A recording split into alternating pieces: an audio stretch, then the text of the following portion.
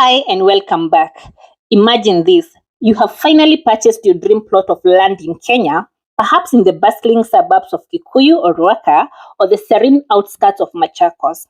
The excitement of building your future home is palpable. However, the reality can quickly turn into a nightmare if you overlook one crucial step: fencing your property. Why is fencing so important? In Kenya, fencing is not just about aesthetics or security.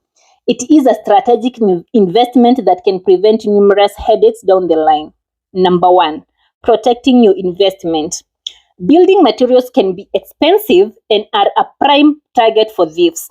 A fence acts as a deterrent, safeguarding your resources and ensuring your project stays on track.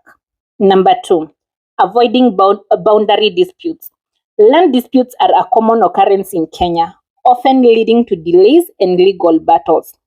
A clearly defined fence eliminates confusion and prevents costly disagreements with neighbors. Number three, ensuring safety.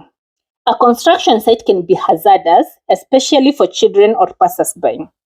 A fence creates a barrier, protecting both workers and the public from potential accidents.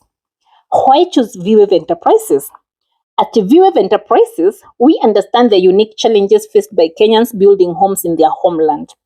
We offer comprehensive construction management services, ensuring your project runs smoothly from start to finish. Our team specializes in helping Kenyans in the diaspora navigate the complexities of construction in Kenya. We have witnessed firsthand how a well-placed fence can save time, money, and stress. Before you break ground on your dream home, consider the importance of fencing. By prioritizing this crucial step, you are investing in your peace of mind and the long-term success of your project. Contact VWave Enterprises today to learn more about our services and how we can help you build the home you have always imagined.